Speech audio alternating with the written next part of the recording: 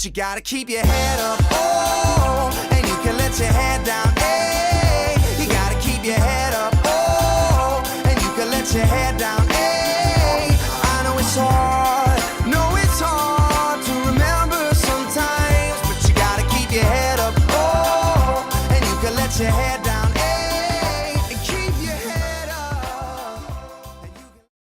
Hey guys, welcome to Silvas Sunday. Today I just want to thank you for giving me all the support through the past 10 weeks. And hopefully you've really watched the videos and you've learned something and you've applied them to your life and seen amazing results. But as my career demands more of my time, what I decided to do is to separate Silvas Sundays into seasons. And the reason why it's taken me so long to come up with this last video, this episode is going to be the last one of the season. And so I tried to find a good video, a good topic to leave you guys with. And so what I found is a video of Tony Robbins interviewing these two researchers on fitness. And I was like, what better topic than fitness? How to take care of our bodies, how to look the way we want to look. And so it's a little long, but I promise you it's going to be worth it. And what he talks about is, to come almost abandon the traditional way of working out, where you go to the gym, you do a certain amount of reps with a certain amount of weight, and you do that over time. But in this video it talks about 3 minutes a week, and you can increase your strength by 50%, your gains by 10%. Crazy stuff. I'm really excited to share it with you. I personally love this video. I've seen it multiple times, and I'm hoping you guys get as much out of it as I got out of it.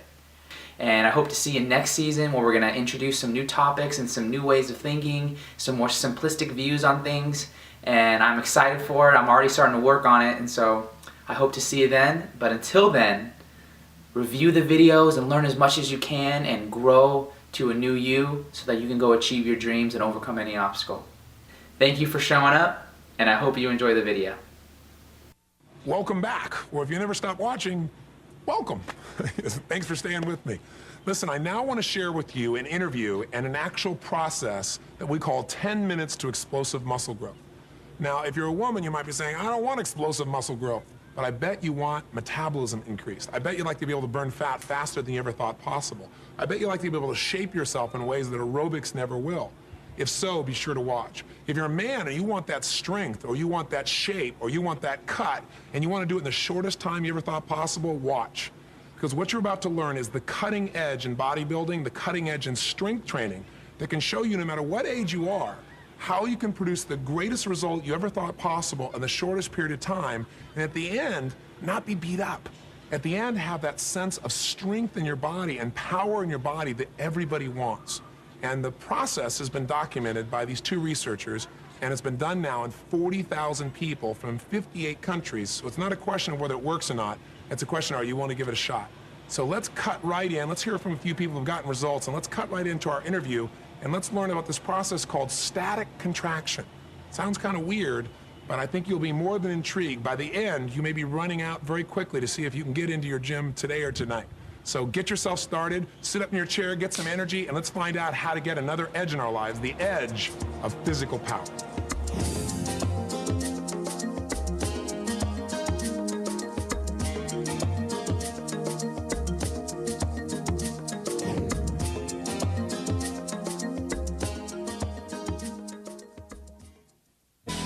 How can you take your body to the next level? Not only in terms of your diet and lifestyle, but how do you build muscle? How do you get rid of the fat? And most importantly, how can you do this in less time than you ever thought possible? In the next few minutes, join Tony on location at Gold's Gym as he shares with you the strategies and distinctions to give you the edge physically and to get your body into a state of optimum strength and peak vitality now. Once you understand it and you do it, then the results are just obvious. You just feel so much better, and you feel more connected, and it just helps in everything you do in your daily life. By doing this, have you been able to see your strength continually improve then? Every time I do it. I felt a great pump through the whole bicep. It contracts the whole thing, inner, outer heads, and everything. It's almost like cheating. I work out about once every 7 or 10 days, and it takes probably 10 or 15 minutes. It takes me twice as long to drive to the gym and back as it does to do the workout.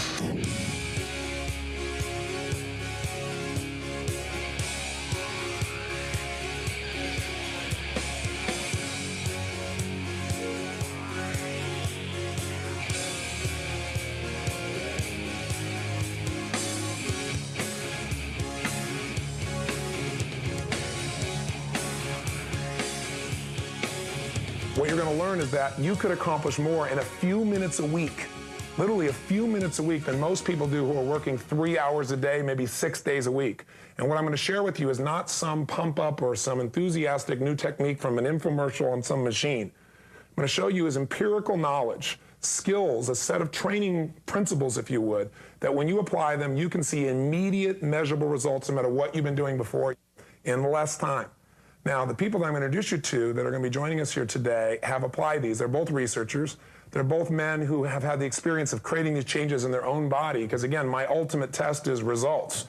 You know, it's one thing to say you got endurance, it's another thing to be able to get your body to run 1,000 miles. I am so excited about what you've done here. I just started to be exposed to the principles. I had one little mini workout. I couldn't believe the amount that I could lift. I couldn't believe how short the workout was, but how good I felt afterwards. I didn't feel beat up. I didn't feel dead. I didn't feel like, oh my God, I can't breathe. Because when I'm a maniac, I do something, I do it full out, man. And so I almost felt like I was cheating. But the muscular development I felt just in this first little exposure was amazing. I'm literally just starting, so I wanted to come see you guys and hear from the horse's mouth what this is. Tell me a little bit how this came about. I mean, this is a huge breakthrough. It's the equivalent of understanding aerobics for muscles, really, I believe. So how did this science come about? John and I have known each other since childhood. In our adult years, we never lived in the same city. But finally, in 1992, we were both living in Los Angeles. And John's a lifetime fitness advocate and wanted somebody to work out with him in the gym. And I went and did workouts with him, but I've never been a guy who liked to be in the gym or wanted to go there. Always had 15 or 20 places I'd sooner be. Like you along with 250 million other humans, right? I feel the same way. So when we started working out, my mind was towards efficiency. And how can we get the most out of this? Most result in the shortest time? Exactly. Yeah. And we started working out, and I was literally keeping track of the weight we lifted, the number of repetitions, the amount of time it took. And at the end of the workouts, I'd enter them into a laptop computer, and I had graphs and charts and a real analysis of it. And it's amazing to me that in at least a century of strength training, no one has ever taken an analysis of it that was based on just the simple laws of mechanics that come to us from Isaac Newton. Right. It's amazing to me that nobody did that, because the critical element in this is work in a unit of time. People just think of the number of repetitions. Number of repetitions. And it's arbitrary. And you see it in the way people work out. You know, you see it the way they'll go over the dumbbell rack. They'll do a little something. They don't maybe count the reps. They put it down. They look for a piece of equipment that's not being used in the gym.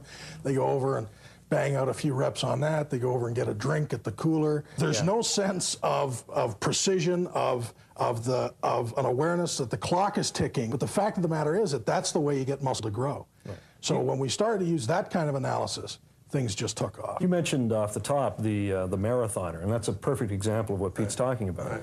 Marathoners do a great amount of work over a fair amount of time. Right. By contrast, you have a sprinter who does a great amount of work in a very short span of time. Right. But if you look at the muscular hypertrophy or the size of the muscles of the sprinter, it's always bigger than the marathoner.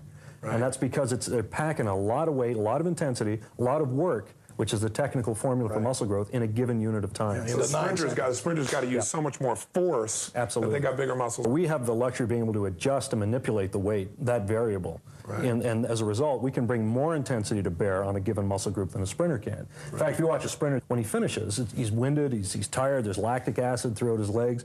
But within about 2 minutes or so walking around the track, he can probably run again. Right. You know, you do a set of static holds with 2,000 pounds to the point of failure, and you'll be lucky if you can stand up initially. Let's talk about you guys from a result perspective. Besides shaping your body, and everybody has a different genetic shape. Right. You know, people can put up the same effort, not get the same result, obviously. And there are a lot of people in bodybuilding that are augmenting that shape, Yes, obviously, indeed. Yeah. with a variety of drugs and so forth. But just you guys, you're both natural bodybuilders, or I shouldn't say bodybuilders. You work out a couple minutes a week. Tell us what your regimen is now. This is what's going to blow people's mind. And tell us with this regimen, how much progress did you make? First of all, I'd never consider myself a bodybuilder, but I'd be more in the category of a power lifter type of person. But when I started out in this, I was a conventional trainee. I did the things that everybody did. Very full range of motion. You mentioned a shrug. Typically, I did it the way most people do. Go over to the dumbbell rack, pick out a couple of dumbbells, may or may not have noticed what they weigh. And why dumbbells? Just that they match. Greater range of motion. Yeah, they matched. Yeah, or they matched. Just get two that match. And I'd bang out the shrugs until. What weight were you using back in that minute? Oh, maybe 60 pounds per dumbbell. Right. That was a big weight. And that was a big weight. Yeah, and you do 3 sets of 12 reps or something like that. You start to feel some, real fatigue in your trap muscles. When we switched to static contraction, the range went down to 0 range of motion, and a static hold for 10 seconds with 1,000 pounds. Oh my God. And that was. Can you imagine people watching, listening? I hope they get a picture of this. Shrugging 1,000. The amount of strength it would take to shrug 1,000 pounds is unbelievable.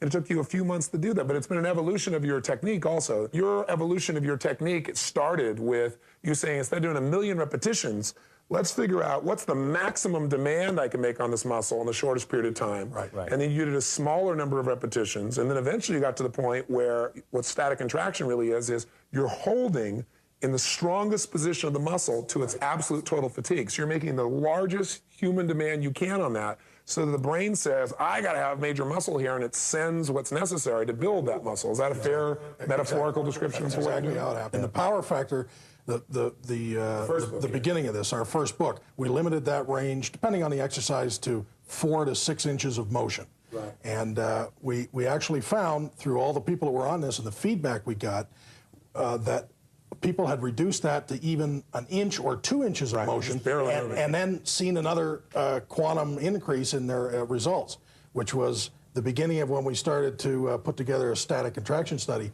which would be no movement. You hold the weight in where you're strongest, with every muscle where you're strongest, not where you're weakest, which is A, where you fail, and B, where you get injuries, but only in the strongest range. And that made an enormous difference. When I read your book and started seeing the static contraction led to all this and saw the measurable difference in the shorter period of time, it's an even more efficient approach, isn't it? What's interesting is people always labor under the misapprehension that there's different fibers involved in different ranges of motion, and therefore if you only do it one range, you're only hitting some fibers. But that flies completely in the face of muscle physiology. I mean, if you flex your chest with your arm fully extended, that's every muscle fiber in your chest. And let's say theoretically that you stimulate 100% of those fibers. Well, those are the same fibers that are activated down here as there are here as there are there. It's 100%. When you flex your bicep, you notice how it bunches up. And that's all the fibers coming in. Right. So if you can stimulate all the fibers in that one position, what is this going to do? I mean, and certainly there's going to be a transference. Sure. Because it's the same muscle. It's you're only dealing with a finite amount of muscle fibers there, and if they're all activated, they're all activated. The truth of the matter is, one of the reasons I guess that people don't get the maximum growth, even though they go spend the time, right, is that they're never demanding the particular muscle fibers that give the greatest growth. I guess there's the S fibers. Maybe you can walk us through that briefly. Well, there's different fibers, and they're recruited sequentially. And it's all force related. If you have a 10-pound dumbbell, you're only going to need slow twitch fibers to activate it or to contract it. That's all the force that's required to move it. And even no matter how quickly you do it, it's still going to be slow twitch fibers that are activated. Right. But now you add 50 pounds to that, and you're going to get your slow twitch, and you're going to get intermediate twitch. Okay. If you put it close to maximal, you're going to get fast twitch, and also a group of fibers they call fast twitch glycolytic, which is the zenith of full activation. But because of the sequential nature of it, if you can activate the fast twitch glycolytic, you've got all your fibers. You've got slow twitch working, you've got intermediate twitch, you've got fast twitch, then you've got your fast twitch glycolytic. So in other words, if I can make a heavy enough demand, because it's all about force, if I get the heavy demand, I go straight, I get all those fibers They have to recruit sequentially. And like the slow twitch will say, not enough, need more fibers. Intermediate comes in, not enough, need more fibers. Fast twitch comes in, not enough, need the top of the line. Boom, now all of them are activated. And it has nothing to do with range of motion. See, that's another misperception that's endured in health circles, is that you need to do a full range of motion, because if you don't, your muscles will foreshorten, or you will become bound, or you won't stimulate all your fibers. And that's just not true. The stimulation is simply a force requirement. But are there any real considerations? I mean, when people just start imagining trying to lift 1,000 or 2,000 pounds. Surprisingly, this is going to be the safest type of training you could engage in. And the reason why is? The simple reason is that your muscles and your joints and all the leverage systems of the body are in their optimal configuration. Injuries tend to occur, in fact, 99% of them occur, when you're at a disadvantageous structural position. For example, the exercise dumbbell flies people do to shape their chest. They go down and take a dumbbell which can weigh up to 60 pounds in some instances, and they hyperextend at the shoulder joint. And that's a pretty delicate area of articulation there with the shoulder. And that's how you're going to tear a rotator cuff. Your body is not structured to be handling heavy weights or even moderate weights in an exaggerated plane of motion. I mean, that's disadvantageous. And the only reason they're doing that is because they have the theory that if I have the right angle, I'm going to develop this muscle more. Despite the popular imagery of that in a magazine, you cannot isolate your muscle like that. Even your chest, there's a thing called contiguous innervation in the chest muscle, which means when the chest is activated, it's activated. Right. You can't just isolate. I mean, I'm going to do this portion of my calf now with a calf raise, and it doesn't work that way. Right. Pete had a great analogy. We were laughing because we did a seminar once, and a fellow was asking us about muscle shaping. What about dumbbell curls to shape your biceps? And Pete said, well, when you can do Mount Rushmore and your biceps, you let me know. But women are the ones that have the most to gain from it, because throughout their lives, they're not really encouraged to strength train. Right. They're not encouraged to. Maybe aerobics is about as much fitness as most women are told they ought to engage in. Right. With strength training, you talk about an unawakened giant in women. I mean, they have the same muscle physiology that we do. So of course their muscles are going to respond the same, but they've almost been not suppressed, but just it's all this untapped potential that's waiting there. And as soon as you marry that with proper strength training, the gains are immediate. It is literally impossible to suddenly and unexpectedly be more muscular than you wanted to be. Right.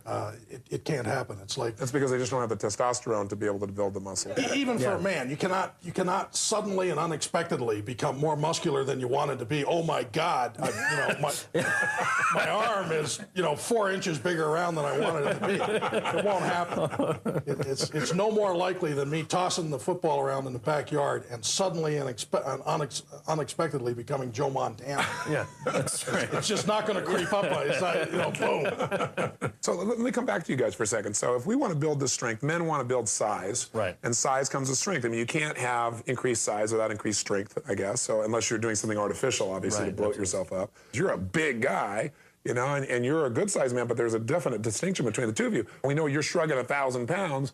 Right. What happened if, let's say, your bench press or... Well, my bench press, I've never been, I'm small boned. I'm not a particularly big person genetically. And my top bench, I've never cracked 300 pounds on a full range bench press. That was, 285 was about my limit. And with that, I was arching like a Gothic cathedral when I did it, So when we started training with the short range training, I was anticipating, well, maybe I could support 300 pounds. I've never been able to press at full range, so 300 would be great, and I'd feel pretty good about myself. Well, within, I'd say, 5 weeks, I was doing 595 pounds for reps on it. So I was amazed with my little joints that there was absolutely zero problem in terms of no strains, no pains, certainly no injuries, and my muscles were fully capable of working in that range. And as by way of analogy, what we said in our first book was that if you're going to push a car out of a ditch, the last thing you want to do is put your hands back here, right, or go down to a full squat position. Because how do you generate power there? You don't.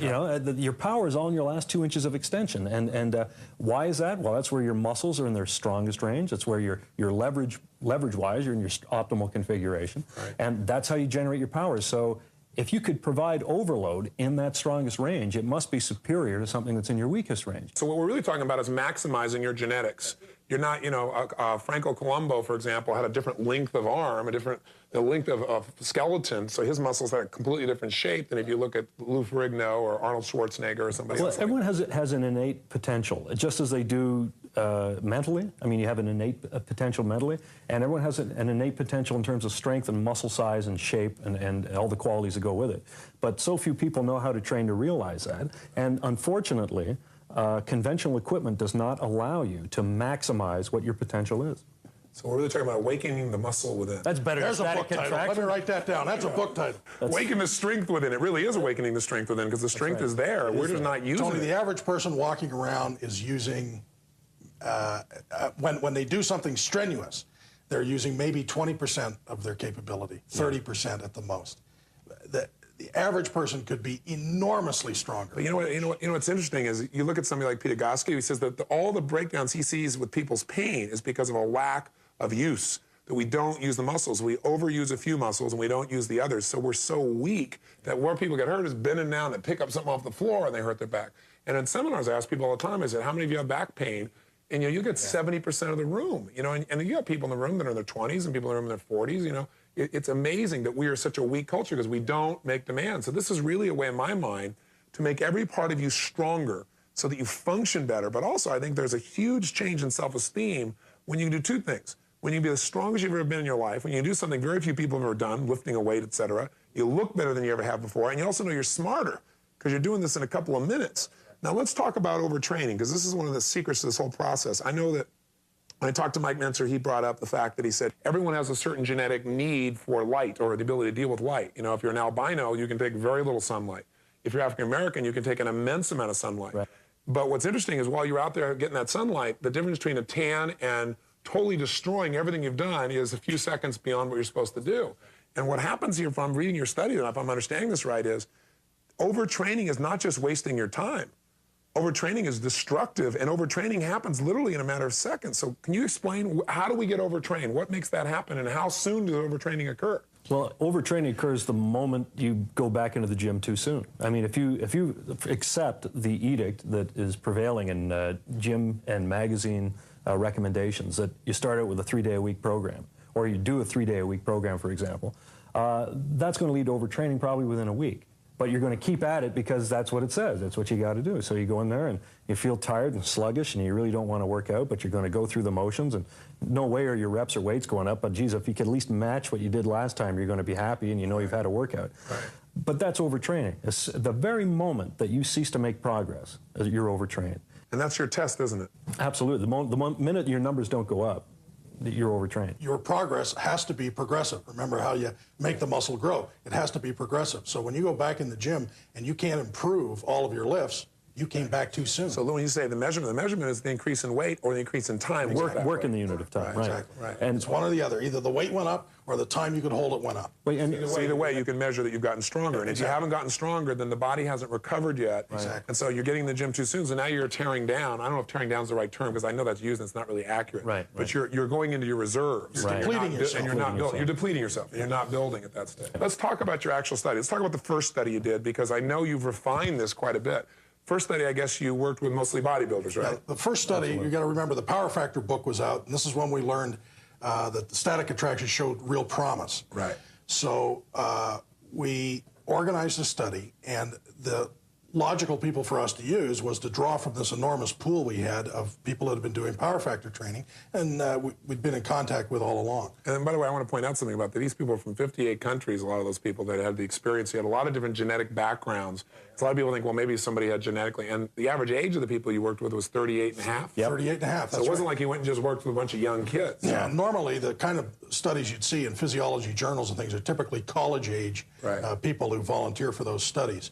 So you take people that are 38 years old, that's a harder group of people to put results on.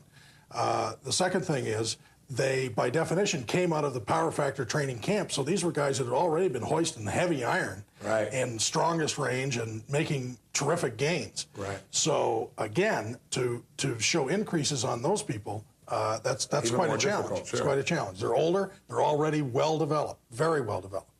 But we engineered a study. We put them on it for 10 weeks, and we had different protocols of guys who did it 3 times a week, 2 times a week, and once a week. They had very simple exercises to do, and they would hold the weight for 15 to 30 seconds was the time frame we were working for. So the idea is, say you're doing a bench press, you're holding 200 pounds. If you hold it for 15 seconds, the next time you work out, you try and get up to 30 seconds. When a person got to 30 seconds, it was time to increase the weight to knock them back down towards 15. Okay, I see. So that is what they did. Well, in 10 weeks of working out, those people saw enormous increases in their strength. A strength increase of over 50% in 10 weeks. That's an enormous increase in so little time, because you're doing 6 exercises.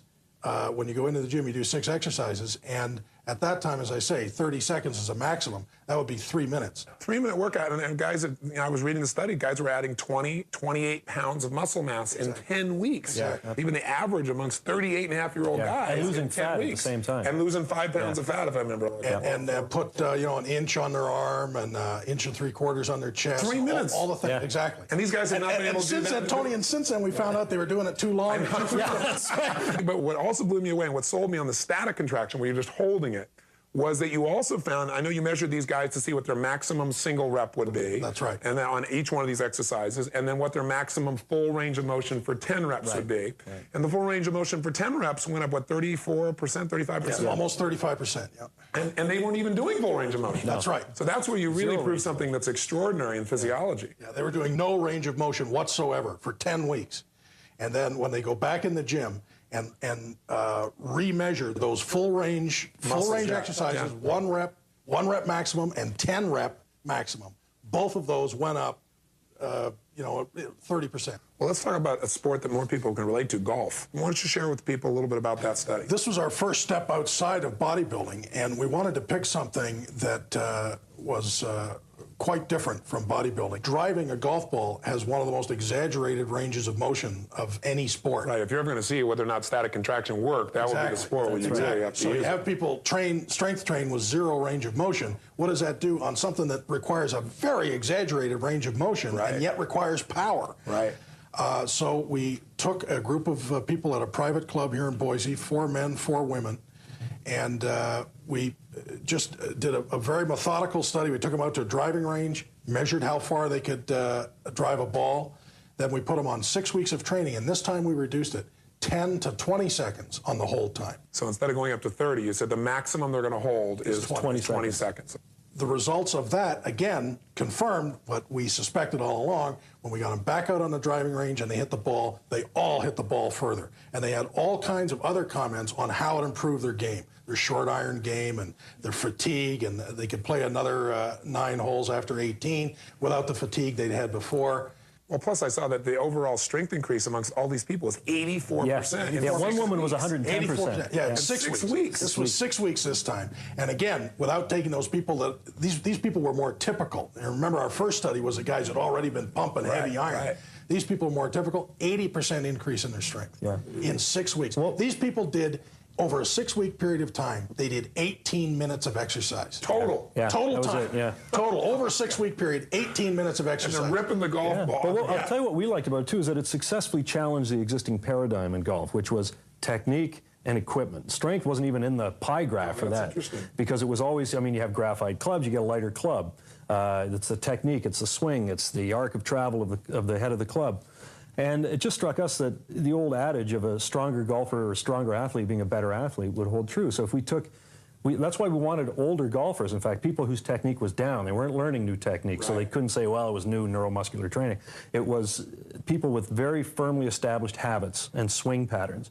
And we just made them stronger and took them out, and the result was showed that it is the muscles are the engine that drives the body. So you make it stronger, you're going to move more efficiently, and maybe the reason people have moved to lighter clubs is simply because they've gotten weaker, and it's easier to generate more velocity with a lighter club. That makes so much sense. You know, one of the things that I teach people is that when you discipline yourself in one area of your life, it tends to spill over to other areas. And when someone begins to feel strong physically, it's the first place I try to go. They start to feel strong mentally.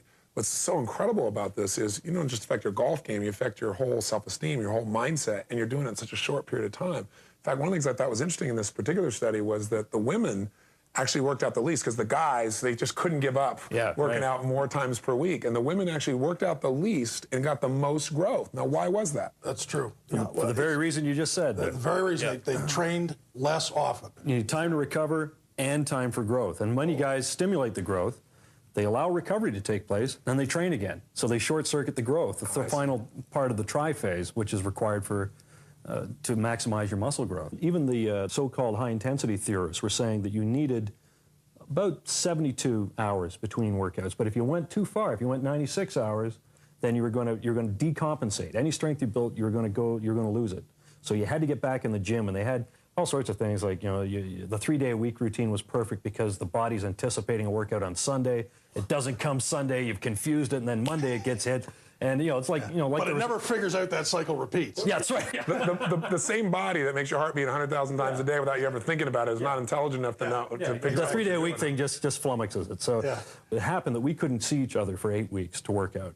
And we came back to the gym after an 8-week period. We figured, you know what, we are going to be so weak. We'd better take it pretty easy because, it's been a while. It's been 8 weeks. We haven't done anything.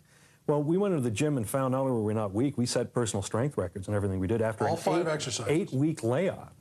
Big jumps after 8 weeks. And the fact is, there is there's a mathematical relationship happening here. What happens when you're working out, you're getting progressively stronger, the amount of recovery that your body has to do, the subsystems of the body that are supporting all this activity in the gym, the amount of work that they have to do increases. So by definition, the stronger you get, the longer it takes your body to recover. You might get 40% stronger, but your kidney doesn't get 40% bigger. And it's got to get lactic acid or whatever. That's right. All those waste products have to be taken care of. So as you get stronger, by definition, the time between your workouts has to get further and further apart, because now you're not bench pressing 150 pounds anymore. You're bench pressing 450 pounds. Right. Yeah. And those workouts get further and further apart. Now, how far apart can they get? We already have many people that are training once every 6 to 8 weeks. Yeah. Now, possibly they could get it back into the gym a little sooner if they wanted to, but they're busy people and they don't. And they're not losing muscle mass, which is the whole reason you go in there. I mean, it's like they're getting stronger. And they're getting stronger every time. Yeah, so you haven't lost anything. You've stayed out of the gym for 6 weeks and you haven't lost anything. In fact, you've gained. And then you go, your numbers go up again. And so it goes. I mean, we really see. And these aren't isolated cases either. No, we really see a time when strength training is commonly recognized to be a minute or two of training about as often as you get a haircut. Amazing. If you are just starting out, you can probably go to the gym twice a week, Monday and Thursday, say. Okay. And you might be able to do that for 2 weeks. But once you get beyond that 2 weeks, you're going to have to go once a week. And that have to, huh? Yeah, that's right. That's right. That's right. I'm going to have to go for this. You're not going to be able to go more. Wait a second. How much time is and this? And Tony, each time you go to the gym, you only do half the exercises. Well, you mean the 6? Or you do 12 6, total? then there's 12. right. So you do 6 exercises, and then it's a week until you do the other 6, and then another week until you get back to those first ones again. So those individual muscle groups have had 2 weeks off at that point. Right. And that just keeps multiplying out. So But the point is, you always see progress. You're not losing anything by staying out of the gym. It's a 1 to 2 minutes of exercise. Let's be real specific now. So people watching home, this is what you do. Tell us. It's a very simple recipe to this. First of all, the next time you go in the gym, there's the exercises are in the book. There's 6 you do one day and 6 you do on the other day you go to the gym. They're all common exercises. You've done them before. There's no secret exercises in there. They're the most common exercises that are known. You're going to select a weight to start out. For most people, is about 50% more than the most you ever work with. Okay. That's a pretty good rule of thumb for most people. Okay. You're going to say in a bench press, you're going to. So if you were benching 200 before, you'd literally get 300 pounds. You get 300 pounds. Wow. Absolutely. All right. And it's already going to be in a position that's locked out this way. So you're going to have somebody help you get it. It's on a power rack or it's on the hooks. It's Smith machine configured in such a way that you don't have to lift it off your chest. Or you have a buddy. Yeah. That's right, because you can't lift it off your chest. And you want safeties, too, in case it does so break it won't come what down. you need. You're going to take the weight out of the locked out position, bring it down about 1 inch or 2, and then hold it there. For how long? You want to hold it for a minimum of 10 seconds. Okay. How do you know it's done? How do you know your 10 seconds? I mean, how do you know it's the right weight, I guess? It should be coming down at that There's point. a threshold. You don't want to go beyond 20 seconds. So suppose you used to bench pressing 200 pounds, you pick 300 pounds. And the first time out, you hold it 28 seconds. Now, you went a little low. You should have gone 325 pounds. Right. So you'll know next time. Okay. But the whole time, each workout, you're keeping the time you hold the weight between the threshold of 10 seconds and 20 seconds. You hold it 10 seconds, supposing you can only hold it 10 seconds. Right. So the way you know you can't hold any more is literally it'll start to come down. It starts coming down. Right. And so if I can hold it without it coming down for 15, then I'm at 15. If I'm over 20, I don't have enough weight. You don't have enough weight. Okay, I got it. So then the next time I go in, I try to hold it for a longer time, but not more than 20. If I get more than 20, then I'm stronger, and what do I do? You add more weight next time. How much? Probably 10 to 20% more weight. If I can hold it past 20, then I'm too light again. Exactly. How long does this go on for? It goes on until you get to these enormous weights that we're talking about. And frankly, the limitation that we've had up until now is finding equipment that will support the really super high weights that we're talking about. Right, because you guys have been doing this for 2 years, and you've continually progressed. Yeah. We've certainly progressed to We've the maxed limit out the of machines. equipment. Yeah. When you were doing the 900-pound pull down on hammer, had to put a barbell over it. pull down. Yeah, we had to put a barbell over it with plates on top of that because you couldn't fit more plates on it. So then what's the ultimate promise? I think it liberates you from the gym. It liberates you from supplement hucksters. It liberates you from false information, which can send you spending years going down blind alleys and perhaps something even worse, killing the spirit to keep in shape, which happens. You see so many people that go into a gym, they'll try it and do what Pete was indicating, which is just sort of arbitrary workouts. They'll hit a plateau and then that's it. And they'll never try it again because they had such a bad experience of it. This gives you a means to see progress. You mentioned how your confidence spills over into other areas of life, and certainly that's the case with static contraction training.